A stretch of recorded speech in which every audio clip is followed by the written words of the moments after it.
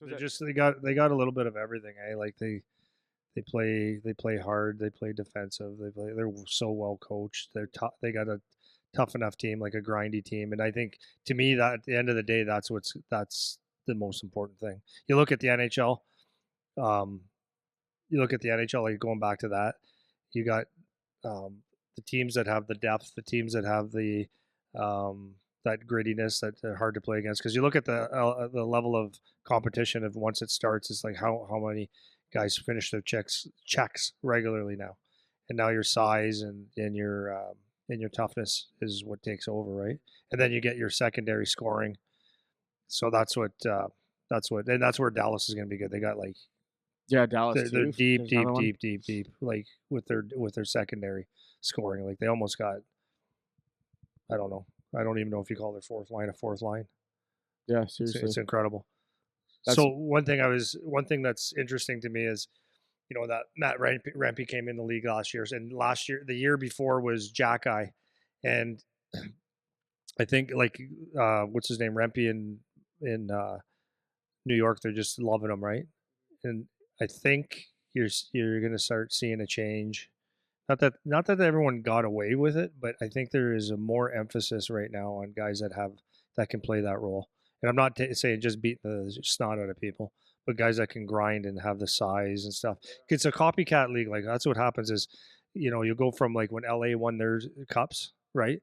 They were big and heavy and they were grindy and then teams started to go to that until I think it was maybe Pittsburgh that won after. I can't remember 100%. Then teams would change their teams. Oh, we got to be faster and skilled. But I think at the end of the day, to get through the playoffs, you got to have that grindy stuff. yeah. That's what I was just gonna say too. It's funny to see that how things change because we've been talking about this over and over and over about the bucket of vanilla thing, where it's like everybody's the same. And we it's kind of like the NHL, I think, sets the tone of what are we looking for, and then that kind of starts to trickle down into the lower level leagues, minor hockey, and then like obviously junior college, whatever. But it's funny how it changes. We've been saying this for a few years, probably now on the podcast about just everybody's the same, and then you look at with Jack Eye last year, and then Rempe this year. It's like where's the camera going now? The camera's going to that guy. It still goes to McDavid and McKinnon and whatever, but the talk ends up being about you're almost taking for granted that McDavid, McKinnon, these guys do that now. It's like we just take that for granted, and now this is the story.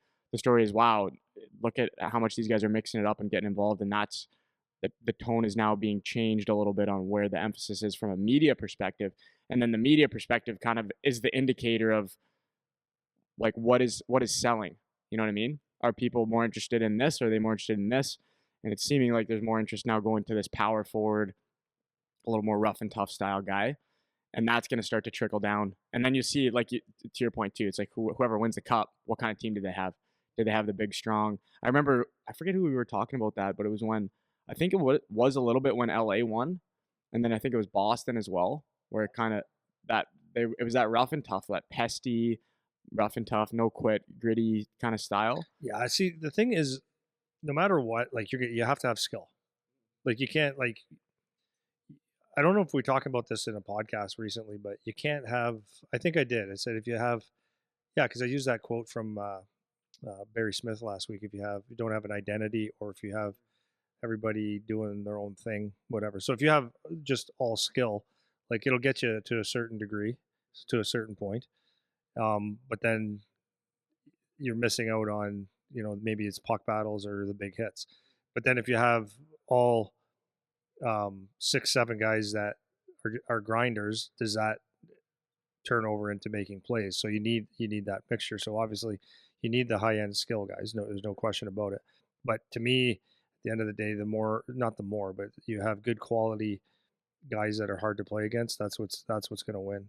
And I think when you look at, we can take this into even drafting players and coming through things is you know, that's I think there's going to be a prime. What's my word? Prime. They'll pay a prime to get guys that can a premium. A premium. That's the word that I didn't know. I know the word, but that's the premium that people are going to pay is to get guys that can stick out like a sore thumb, like in the rough areas of the game.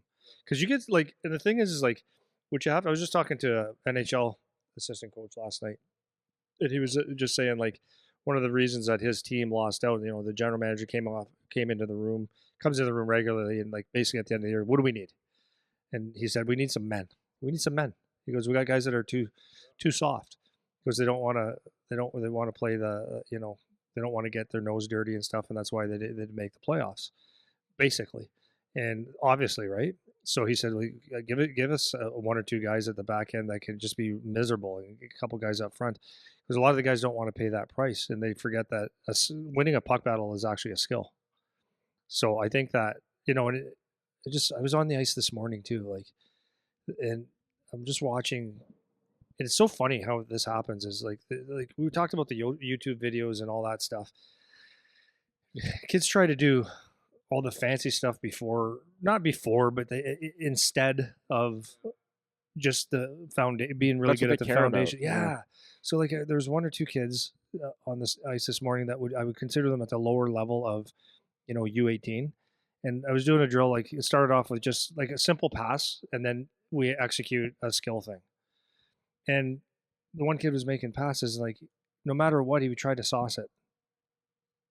And it's like, and the tape job is like all fancy and all this stuff. It's like, and I get it. You're a kid. Well, he's 18, 17, but it's like you've spent so much time on the things that would be fine to use once in a while. Yeah, those are the But your accents. foundation isn't there. Your foundation isn't there. A good hard pass or a good crisp pass on a tape would be perfect.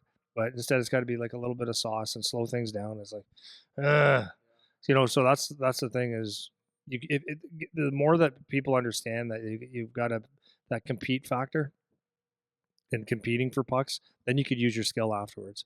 That's what kind of I was talking about with that coach last night. It goes, I just want the skill guys are still allowed to be skilled, but you got to go win some battles. Yeah. Then you could use your skill. Yeah, for sure. Because winning battles is a skill itself, right? Yeah, I think and that's a big thing, even for and it's funny because I like even remember playing. It was just not, I don't know, presented the right way or not taught the right way. Like the importance of this other stuff, like because it was emphasized to a degree once I got to junior. Like that was when I started to hear, like, as a winger, for example, if I'm on the wing, it's like getting the pucks out, making sure you get the pucks out. I remembered it was really emphasized then with my coach when I was already 16, 17. But up to that point, it was like, I had never heard of this. Like, no one was saying this to me. You know what I mean? And it's like, it's really unfortunate because those are the difference makers. And it sounds cliche, it does. But there's only so many guys that are going to be those upper level skill guys, anyways. And they need everybody else to be able to do these other things. And it doesn't matter what the trend is or what kind of player is most valuable. It's like there's a baseline, like you said, you have to have the skill. This is included in that skill. Like there has to be a baseline of everybody's kind of here, and then we can branch off and have this guy that's a little extra good at this or extra good at that.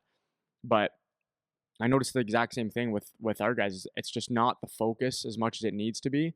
And kids would do well to focus on that, man, because that is the stuff that's going to end up getting you noticed. But it's the sauce. You know what I mean? It's the sauce. It's the tape job. It's the celebration. Even last night, I'm watching these young kids, like the U13 age group. They score and they want to do their fancy celebration thing, and it's fine. Like they're kids, it's fine, and that's fun and whatever. But it's they're already being primed about that's what it's about. Like I want to score a goal so I can go do this selly thing. So it's just the priorities seem to be twisted up at the younger levels. It's not really taught in the same way. And then once we get up to playoff hockey here, we're talking about these things that make a difference that at younger levels are just not emphasized. So there's a lot that you can learn from a guy like Rempe or a guy like Jack Guy or fill in the blank, whatever guy that isn't the shining star, even though those guys are getting a lot of media attention or whatever, but they're not what you typically would think of as a shining star. So like for me, it's interesting to see that shift start to happen, whereas some of these guys are the ones that are getting more of the attention now because they're willing to do or fill a hole. They're willing to fill a hole of something that teams are missing or that they're not really seeing.